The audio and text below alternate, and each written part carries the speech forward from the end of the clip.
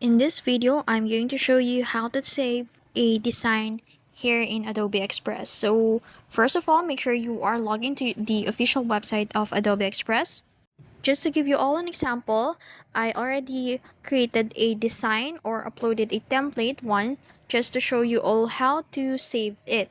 So here on the upper right corner, you will see there the download. So click on that and then choose a file format.